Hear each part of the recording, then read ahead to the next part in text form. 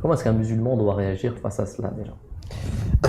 En tous les cas, l'islam ne prévoit pas tout ce qu'il faut dire pour commencer, parce que c'est sur ça qu'on nous attend à chaque fois. C'est que l'islam ne prévoit pas de représailles physiques, violentes, contre l'insulte. Parce que faut pas se mentir, ce que fait ce magazine satirique, pour moi, c'est pas de l'humour, c'est de l'insulte. D'accord. Donc, et même si en islam il n'y a pas de représailles physiques, il n'y a pas de sanctions prévues contre cela, il n'empêche que le musulman ne peut que s'indigner par rapport à de telles offenses. Comment est-ce qu'on voit l'humour en islam? Comment est-ce qu'on définit l'humour en islam? L'humour en islam, on peut le comprendre dans le cadre de ce hadith célèbre du saint prophète qui dit que le plus grand des djihad, c'est de dire la vérité à un pouvoir inique. Et j'ai un exemple concret d'un cas pratique qui a eu lieu dans l'histoire de l'islam, à l'époque du roi Omeyyade, qui se faisait nommer calife, mais en réalité c'était des rois, Al-Wathiq.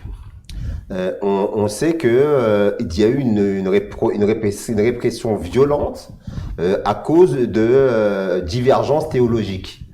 À cette époque-là, le pouvoir en place avait imposé de croire que le Coran était créé, et alors que l'orthodoxie islamique croyait que le Coran, et croit encore toujours, que le Coran est incréé. La fameuse histoire de Ibn Hanbal. Voilà, avec Ahmad ibn Hanbal. Et on sait que à cause de ça, Ahmad ibn Hanbal a été fait prisonnier pendant 3 ans, et il a été régulièrement fouetté parce qu'il restait sur ses positions. Et qu'est-ce que ça a à voir avec l'humour? J'y viens. Eh bien, lui, il a été persécuté, il a été emprisonné, et parmi ses co-religionnaires, d'autres imams, il y en a qui ont été décapités carrément pour cela. Ah ouais. Et dans ce contexte-là, dans un contexte vraiment dur, répressif, un bouffon un bouffon du roi vient voir le roi, et il se présente à lui et il lui dit votre honneur, votre excellence, je viens vous annoncer mes condoléances pour le Saint-Coran, parce que tout ce qui est créé doit un jour mourir. Et donc je viens vous annoncer mes condoléances, car on ne pourra plus réciter la prière de Tarawih pendant le mois du Ramadan, vu que le Coran est créé, donc il mourra. Et là, Al-Wathiq, le calife inique, il répond, mais vous dites n'importe quoi, le Coran ne peut mourir. Et par là, il avait accepté la croyance d'Ahmad ibn Hanbal. Donc, dans un contexte théologique, c'est de la satire. Mais je vais pas dire que c'est le bouffon en question qui est la cause du fait que ensuite les choses sont revenues en place, mais ça a fait réfléchir le roi en question, et par la suite d'autres débats ont eu lieu jusqu'au point où justement cette doctrine qui était imposée à l'empire, eh bien, elle a été abrogée, et il y a eu une liberté d'expression des différents points de vue. Donc là, on a un exemple de l'utilisation de l'humour pour dénoncer une vérité, pour manifester sa croyance. Donc c'est permis. C'est permis. Donc c'est ça la liberté d'expression. C'est ça la satire. Dans l'histoire de France, pareil. Il y a eu des satires qui ont été faites pour dénoncer une certaine iniquité de la part du pouvoir en place. Mais c'est quand même quelque chose de relatif, parce que quand vous avez des personnes aussi qui vous disent, l'humour, c'est assez relatif, c'est-à-dire qu'il se peut que vous disiez quelque chose qui ne soit pas marrant pour moi, que je dise quelque chose qui ne soit pas marrant pour vous. La satire, c'est pas quelque chose que vous pouvez généraliser en sorte. Je suis tout à fait d'accord avec ça. Avec ça, je suis tout à fait d'accord. Moi, ce qui me gêne, c'est que lorsque l'humour, en règle générale, la satire ou la caricature, elle est faite par le pouvoir majoritaire, ça s'apparente plus à de la stigmatisation que lorsque c'est le fruit du peuple. Lorsque le peuple, en général, ce qu'on remarque dans l'histoire, lorsque le peuple fait de la satire par rapport au gouvernement en place, par rapport au pouvoir en place, c'est pour dénoncer des injustices, et c'est souvent comme ça que les choses changent. Alors que lorsque c'est le pouvoir en place qui caricature une minorité, c'est souvent pour la stigmatiser. Et c'est ce qui s'est passé dans l'histoire de France. Qui furent les premiers à qui on demandait de montrer patte blanche et de dire oui, vous n'êtes pas des traîtres à la nation. Est-ce que c'est pas un procès d'intention, ça me surprend? Comment? Non, moi je parle des faits. À une époque, les Juifs en France, ils étaient considérés comme des traîtres. L'affaire Louis Dreyfus, avant même qu'on ait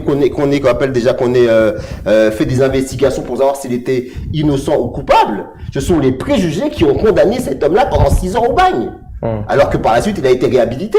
Mais pourquoi? Parce qu'il était juif, et comme il était juif, il était, d'après l'imaginaire collectif de l'époque et cet antisémitisme historique, il était considéré comme coupable. Parce que, étant juif, il ne pouvait être qu'un traître. C'était l'héritage des Lumières. Voltaire, il pensait que les juifs étaient des traîtres. La France était prisonnière de sa propre histoire et de ses propres préjugés. Et après, il a fallu des intellectuels comme Émile Zola pour avoir le courage de dénoncer cette injustice. Et à cette époque-là, il y avait des journaux officiels qui faisaient des caricatures pour montrer le juif comme étant quelqu'un de fourbe, quelqu'un à qui on ne pouvait pas faire confiance et qui était un traître à la nation. Donc c'est dans ce contexte-là que moi je trouve qu'on peut faire des parallèles aujourd'hui. Il y a un deux poids deux mesures. Tout à fait. Parce que là où je voudrais en venir, c'est que à partir de cette injustice, la France s'est rendue compte qu'elle devait protéger ses minorités. Et c'est pour ça qu'il y a des lois sévères lorsqu'il y a des personnes qui essayent de revenir à de tels préjugés, à de tels clichés. Donc, pour bien comprendre ce que je veux dire, lorsque le pouvoir en place favorise, fait la promotion de caricatures sur des minorités, pour moi, c'est de la stigmatisation.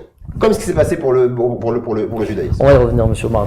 Merci beaucoup. On va aller voir Sajid Mousloun Saheb. Sajid Mousloun Saheb, qu'est-ce que vous en pensez de tout cela déjà? Pour commencer avec l'humour. En fait, je voulais proposer une relecture de toute l'affaire, en fait. Vous savez, les caricaturistes, ceux qui font ces choses-là, eux, ce qu'ils disent, c'est qu'ils font ces choses-là au nom de la liberté d'expression.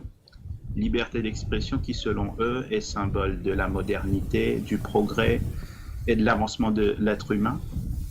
Et que tous ceux qui s'y opposent, en fait, représentent ou prônent une attitude obsolète et archaïque. Bon, déjà, comme M. Omar l'a pu dire, selon moi, la liberté d'expression n'a que très peu à faire avec toute cette affaire histoire de caricature. Parce que ce que prônent les caricaturistes de nos jours, malheureusement, ce n'est pas la liberté d'expression, mais un moyen d'instrumentaliser ou de travestir le concept qu'est la liberté d'expression en un instrument qui vise à faire du mal aux autres et à atteindre les sensibilités de l'autre. C'est ça en fait. Mais comment est-ce qu'on donne une définition